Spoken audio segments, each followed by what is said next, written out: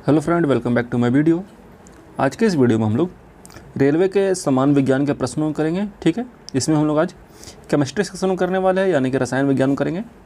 ये प्रश्न जो है प्रीवियस ईयर क्वेश्चन पर आधारित है, यानी कि PY पर आधारित है। ठीक है, और ये सारे प्रश्न का व्याख्या भी दिया गया है, जिससे ये प्रश्न जो है आपके एग्जाम के दृष्टिकोण से काफ़ी ज़्यादा महत्वपूर्ण हो जाते हैं, और आप एक प्रश्न में 2-3 प्रश्नों का आंसर आप देख पाएंगे जो उनसे लगभग जुड़े हुए होते हैं। ठीक है, चलिए वीडियो में आगे तरफ बढ़ते हैं। पहले प्रश्न की तरफ बढ़ते हैं। पहला प्रश्न जो है मेटल एंड नॉन मेटल के सेक्शन से पूछा गया है। खाली स्थान की प्रकृति विद्युत ऋणात्मक होती है। ठीक है, तो विद्युत ऋणात्मक की बात हो रही है, तो विद्युत ऋणात्मक याद रखिएगा किसकी होती है, तो ये अधातु की होती है। ठीक है, ठीक है, अधातुओं की प्रकृति कैसी होती है, विद्युत ऋणात्मक होती है। ठीक, आगे बढ़ते हैं अगले प्रश्न की तरफ। अगला प्रश्न है,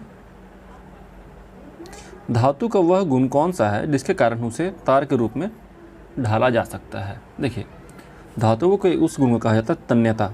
तन्यता के गुण के कारण धातुओं को हम लोग पतले पतले तारों के रूप में खींच सकते हैं, जैसे कि चांदी, ठीक है, हो गया, तांबा हो गया। ठीक है, इसके अलावा बात की जाए तो और भी देखा जाए तो चांदी हो गया, तांबा हो गया, सोना हो गया, ठीक है, एल्युमिनियम हो गया। ये सभी जो है, इन सभी धातुओं में खास करके तन्यता का गुण होता है, जिसमें सबसे अधिक तन्य जो है वो होता है चांदी। ठीक है, जिसका सिंबल होता है Ag। ओके, आगे बढ़ते हैं अगला सवाल की तरफ। अगला सवाल है,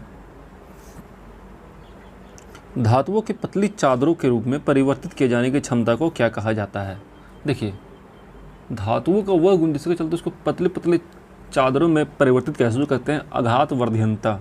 ठीक है, क्या कहा जाता है, आघात वर्धनीयता। ठीक है, ये कहा जाता है।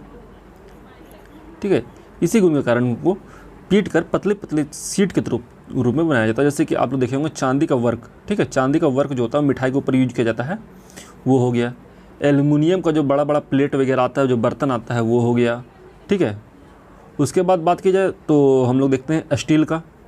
स्टील का जो बर्तन देखते हैं वो स्टील के गुण के कारण, स्टील में आघात वर्धनीयता का गुण होता है, जिसके चलते उसको हम लोग पीट कर पतला चादर में बदल पाते हैं। ठीक है, आगे बढ़ते हैं। अगला सवाल है, धातु अपनी वास्तविक स्थिति में खाली स्थान विद्यमान होती है। ठीक है, देखिए, धातु अपनी वास्तविक स्थिति में मुक्त रूप में विद्यमान होती है। किसमें, मुक्त स्थिति में, यानी कि इंडिपेंडेंटली विद्यमान होती है। ठीक है, देखिए, जब धातु बहुत कम क्रियाशील होता है, ठीक है, क्रियाशीलता क्या होती है, कम होती है, क्रियाशीलता कम होगी तो वो धातुएं जो हैं मुक्त रूप में मिलेगी। ठीक है, जैसे सोना। ठीक है, सोना जो है हमें मुक्त रूप में मिलता है, चांदी हमें मुक्त रूप में मिलता है। ठीक है, एल्युमिनियम, ठीक है, एल्युमिनियम हमें कैसे मिलता है, मुक्त रूप में मिलेगा। ओके, आगे बढ़ते हैं अगला सवाल की तरफ। अगला सवाल है, कौन सी धातु सबसे अधिक लचीली होती है। ठीक है, सबसे अधिक लचीली की बात हो रही है, तो याद रखिएगा ये होता है Ag। ठीक है, Ag यानी कि याद रखिए Ag किसको बोलते हैं, हम लोग चांदी को बोलते हैं।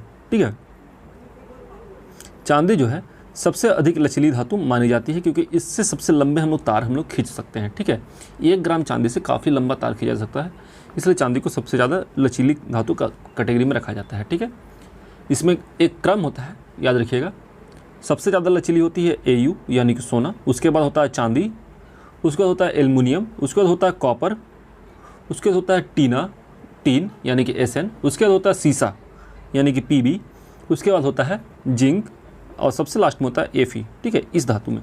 ठीक है, Au जो है यानी कि सोना जो है सबसे अधिक होता है, याद रखिएगा इसको। उसके बाद चांदी होता है। ठीक है, जनरली हम लोग कॉमर्शियली हम लोग जो यूज़ करते हैं वो कॉपर यूज करते हैं, एल्युमिनियम यूज करते हैं, पर चांदी भी यूज होता है। ठीक है, सोना हम लोग यूज नहीं करते कॉमर्शियली, क्योंकि काफ़ी ज़्यादा महंगा होता है। ठीक है, सबसे कम लचीली धातु में आता है लोहा, Fe। ओके, आगे बढ़ते हैं। लोहे को कठोर और मजबूत बनाने के लिए क्या मिलाया जाता है? ठीक है, याद रखिएगा जो लोहा होता है, जो ओरिजिनल लोहा वो निकालते हैं, वो उसमें उसका जो स्ट्रेंथ होता है, स्ट्रेंथ जो होता है, जो ओरिजिनल लोहा ज़मीन से निकाला जाता है उसका स्ट्रेंथ काफ़ी कम होता है। ठीक है, तो उसको हम लोग मजबूत बनाने के लिए इसमें कार्बन मिलाते हैं। क्या मिलाते हैं? कार्बन मिलाते हैं। कार्बन मिलाने से इसका जो स्ट्रेंथ होता है वो काफ़ी ज़्यादा हाई हो जाता है। कार्बन मिलाने के बाद इसका क्या बनता है? इस्पात बन जाता है। क्या बनता है? इस्पात बनता है। ठीक है, ओके। और इस्पात का उपयोग किस लिए करते हैं हम लोग? रेलवे की पटरी बनाने में। रेलवे की जो पटरी होती है वो इस्पात की बनाई जाती है। ठीक है, उसमें लोहा प्लस कार्बन दो चीज़ को मिलाया जाता है। ठीक है, आगे बढ़ते हैं। कौन सा धातु सामान्य ताप पर द्रव अवस्था में रहता है? देखिए, बात की जा रही सामान्य ताप पर द्रव अवस्था में, तो ऐसे बहुत सारे धातु हैं, पर उसमें बहुत सारे नहीं, मतलब दो धातु होते हैं जो कि मिलते हैं द्रव अवस्था में। उसमें पहला होता है पारा। ठीक है, पारा जो है मुक्त अवस्था में मिलता है। और एक होता है गैलियम। ठीक है, गैलियम जो है लिक्विड और सॉलिड दोनों में मिलता है, पर हम गैलियम हम यहाँ पे लिक्विड की बात करें। ठीक है, इसका सिंबल होता है Ga और पारा का होता है He। ठीक है, ये दो जो हैं हमें मिलते हैं लिक्विड फॉर्म में। ठीक है, गैलियम की खास बात यह है कि समान ताप पर यह द्रव अवस्था में हमें मिल जाता है। ठीक है, आगे बढ़ते हैं। अगला सवाल है, धातु के ऑक्साइड आमतौर पर खाली स्थान होते हैं। देखिए, जो धातु का ऑक्साइड होता है वो आम तौर पर, ठीक है, बेसिक इन नेचर होते हैं। कैसे होते हैं? बेसिक होते हैं, क्षारीय होते हैं, बेसिक इन नेचर होते हैं, यानी कि क्षारीय होते हैं नेचर में। ठीक है, और ठीक है,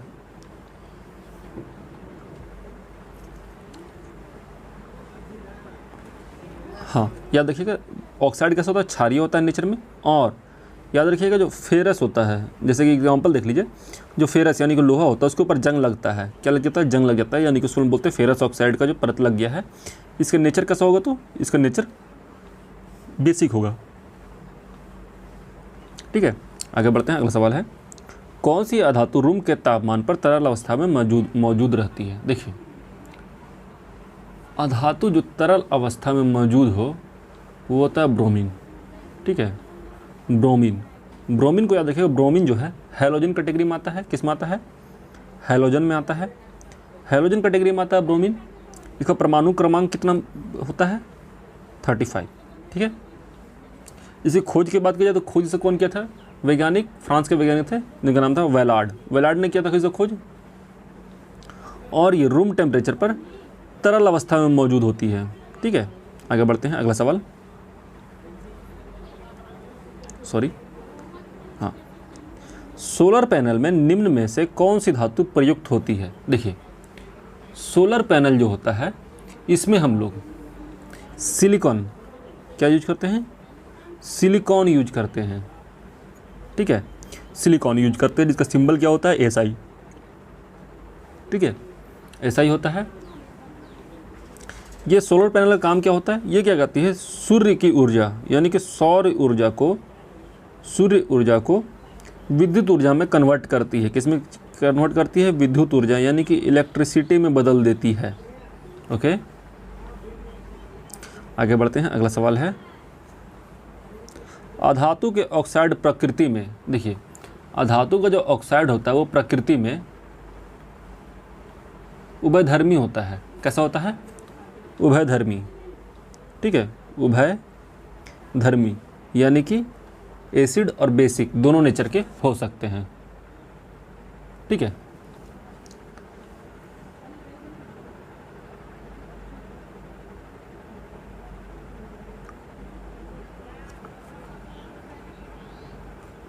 सॉरी, याद रखिएगा यहाँ पे थोड़ा सा गड़बड़ हो गया है।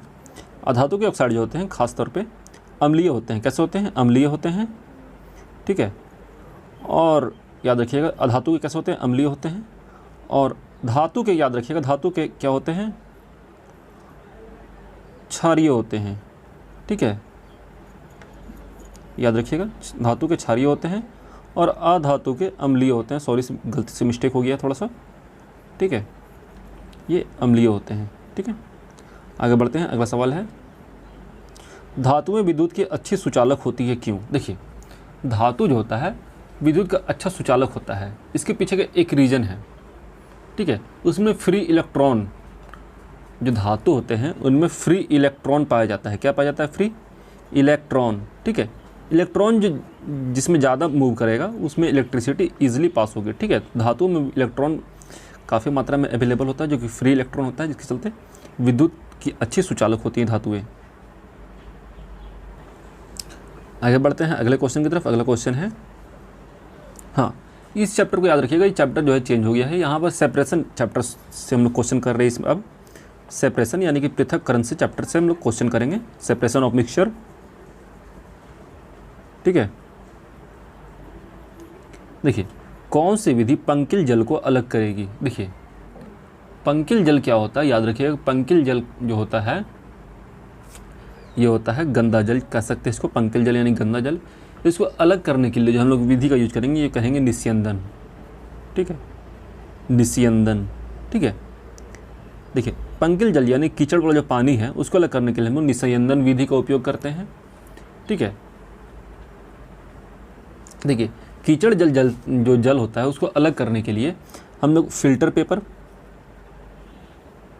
ठीक है, फिल्टर पेपर से गुजारते हैं, ठीक है। फिल्टर पेपर यूज करते हैं जिससे हम लोग जल को गुजारते हैं। तो क्या होता है कि फिल्टर पेपर पर अशुद्धियाँ अटक जाती है, अशुद्धियाँ अटक जाती है फिल्टर पेपर पे, और बाकी सारे चीज़ जो है पास हो जाते हैं। इसलिए हम लोग इसको, इस विधि को, ठीक है, निस्यंदन कहते हैं। क्या कहते हैं?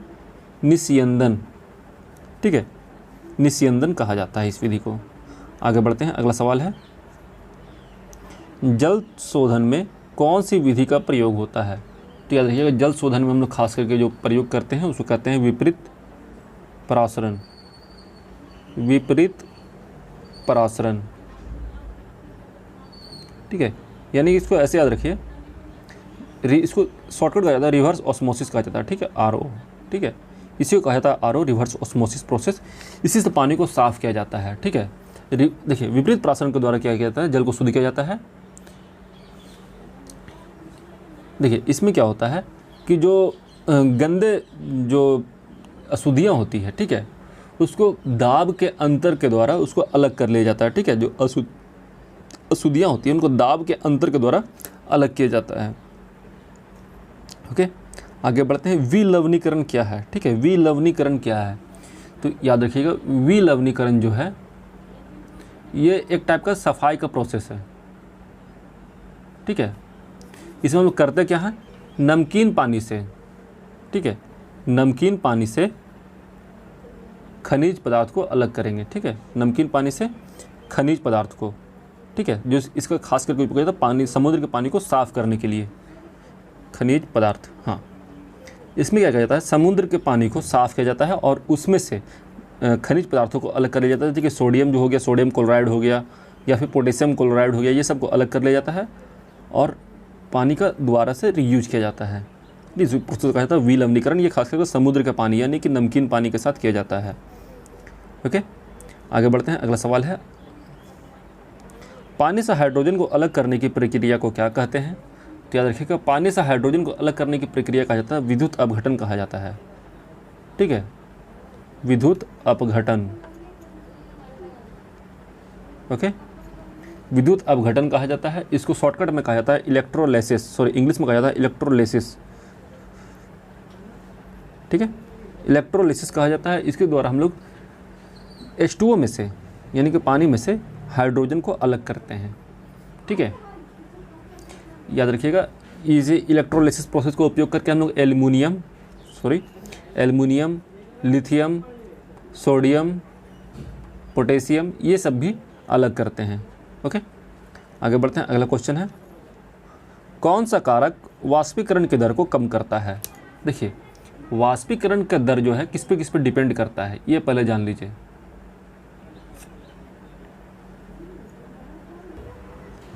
हाँ, कौन सा कारक जो है वाष्पीकरण की दर को कम करता है? तो याद रखिएगा, ये होता है नमी।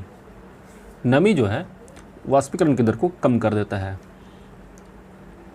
देखिए, जब हवा में नमी यानी कि आर्द्रता अधिक मात्रा में अवेलेबल होगी तो वहाँ पर जो वाष्पीकरण होगा, वाष्पीकरण जो है कम हो जाएगा, ठीक है, वाष्पीकरण जो है अपने आप डाउन हो जाएगा, ठीक है। और जब नमी की कमी होगी, नमी में कमी आएगी तो वाष्पीकरण तेज़ी में आ जाएगा, ठीक है। आगे बढ़ते हैं, अगला का सवाल है, द्रव के ठोस में परिवर्तन होने की प्रक्रिया को क्या कहते हैं। देखिए, द्रव में को जब ठोस में बदलते हैं, ठीक है,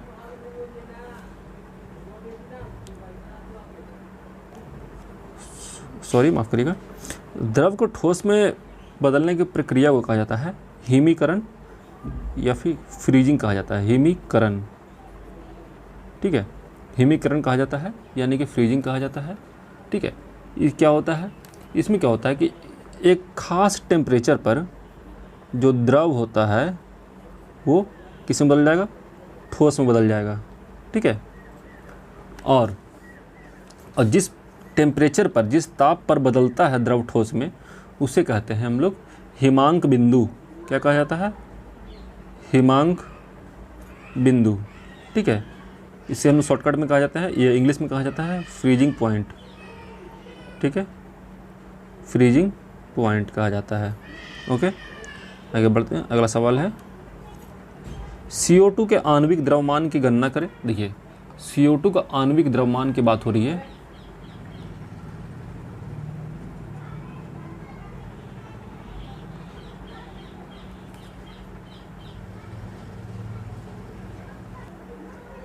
हाँ देखिए, CO2 के आणविक द्रव्यमान की बात हो रही है, तो याद रखिए, देखिए CO2,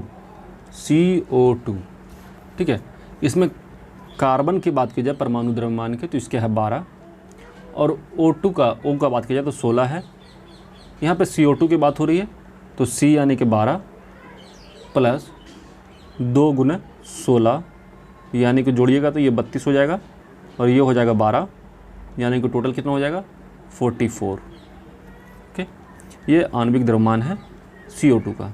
आगे बढ़ते हैं, अगला है H2SO4, ठीक है। H2SO4 की बात की जा रही है तो यहाँ पे याद रखिएगा H के लिए कितना है, H का परमाणु द्रव्यमान है 1, S का है 32, O का है 16, ठीक है। देखिए यहाँ पर हाइड्रोजन 2 यूज हुआ है यानी कि 1 × 2 करेंगे हम लोग, प्लस S 1 है तो 32 × कुछ नहीं करेंगे, और O कितना है 4 है तो यानी कि 16 गुना 4 करेंगे हम लोग, ठीक है। इसको जोड़ेंगे 2 + 32 + 64, तो ये कितना हो जाएगा घट के, मतलब जोड़ के ये हो जाएगा 98, ठीक है। तो ये जो 98 है वो H2SO4 का आणविक द्रव्यमान है, ठीक है फ्रेंड। तो आज के वीडियो में इतना ही, हम लोगों ने लगभग 20 प्रश्न किए हैं, ठीक है। वीडियो लंबा हो जाता है ज़्यादा प्रश्न करने पे, तो उम्मीद है आपको वीडियो अच्छा लगा होगा। मिलते हैं नेक्स्ट वीडियो में। अगर वीडियो अच्छा लगा तो प्लीज़ वीडियो को लाइक करिए और चैनल को सब्सक्राइब करते हुए जाइए। मिलते हैं नेक्स्ट वीडियो में, तब तक के लिए जय हिंद, जय भारत, अपना ख्याल रखिएगा, and finally thanks for watching.